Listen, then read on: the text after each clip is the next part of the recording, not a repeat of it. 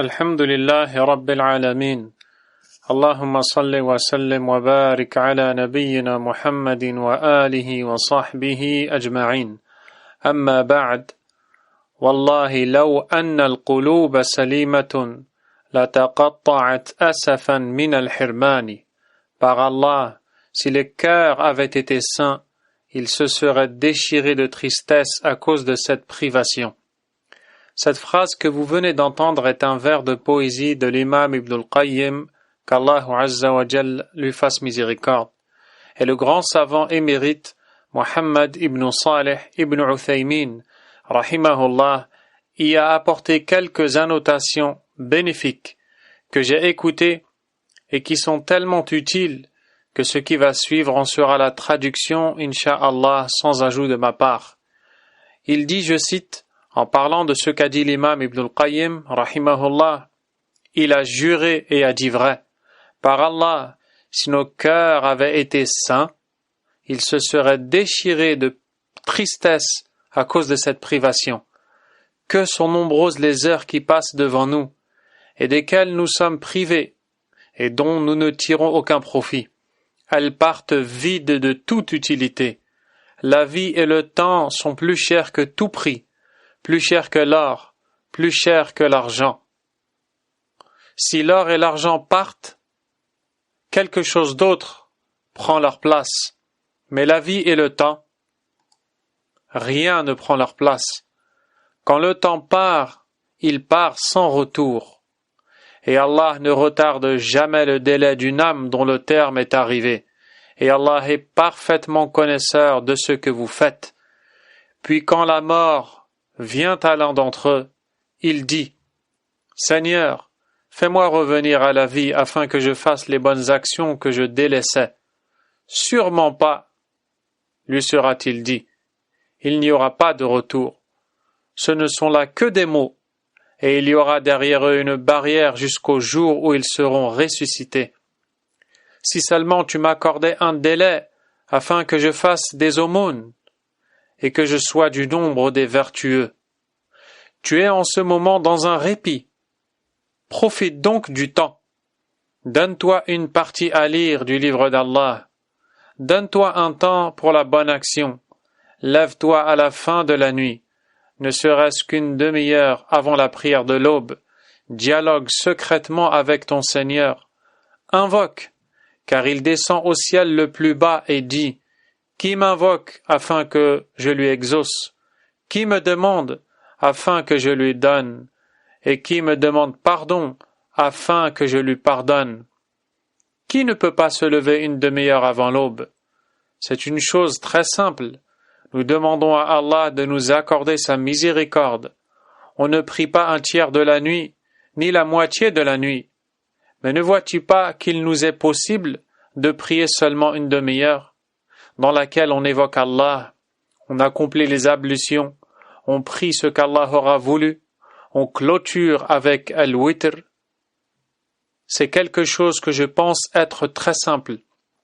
De même, faisons de notre vie entière une évocation d'Allah, car le croyant doué de raison est celui qui fait de sa vie entière un rappel d'Allah, car il y a en toute chose devant nous un des signes d'Allah.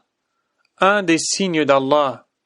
Si l'on se souvient que ce qui est devant nous est un signe d'Allah, on se rappellera alors d'Allah, exalté soit-il.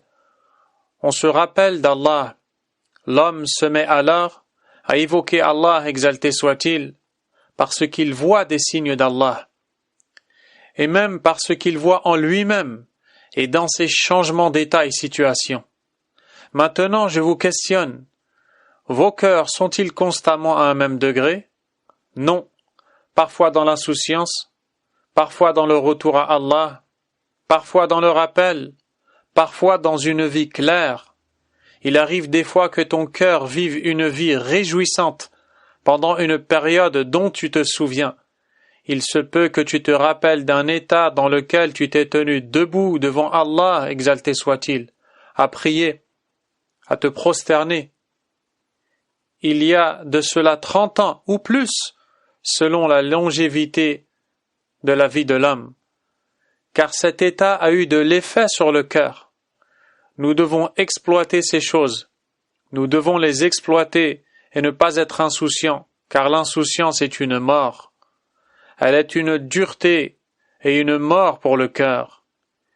Il dit, c'est-à-dire Ibn al-Qayyim rahimahullah, par Allah, si les cœurs avaient été sains, ils seraient déchirés de tristesse à cause de cette privation. Par tristesse, ils se seraient déchirés à cause de leur privation.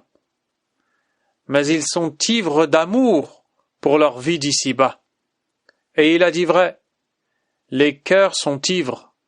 Pour leur amour de leur dunya, ils travaillent pour elle en premier et en dernier. L'homme s'endort en pensant à la dunya. Il se lève en pensant à la dunya, n'est-ce pas? Et quand te réveilleras-tu? Ibn al-Qayyim rahimahullah a dit وَسَوْفَ تُفِيقُ بَعْدَ زَمَانِ et tu te réveilleras après un temps. Quand ça? Lors de la mort, l'homme se réveillera. Il dira, si seulement j'avais fait, si seulement j'avais fait, et bien plus que cela encore. En réveil, le jour de la résurrection. Et quand l'injuste se mordra les mains en disant, si seulement j'avais suivi la voie du messager, malheur à moi, si seulement je n'avais pas pris un tel comme ami.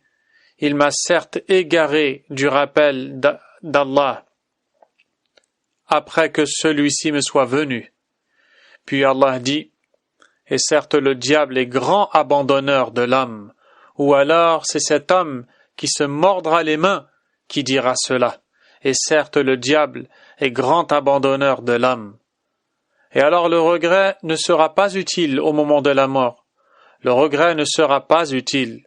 J'implore Allah le Très-Haut, par ses noms et attributs, qu'il fasse de moi et vous aussi des gens parmi ceux qui profitent de leur temps par les bonnes actions, par les actions pieuses, et qu'il nous raffermisse à la mort, après la mort, et dans le jour si terrible que les enfants en auront les cheveux blancs. Il est certes généreux. Fin de citation, suffisante comme rappel et exhortation, pour laquelle nous demandons à Allah subhanahu wa ta'ala de récompenser le grand savant Muhammad ibn Salih al-Uthaymin et l'imam Ibn al-Qayyim rahimahum Allah. Subhanak Allahumma wa bihamdik, ashhadu an la ilaha illa ant, astaghfiruka wa atubu ilayk.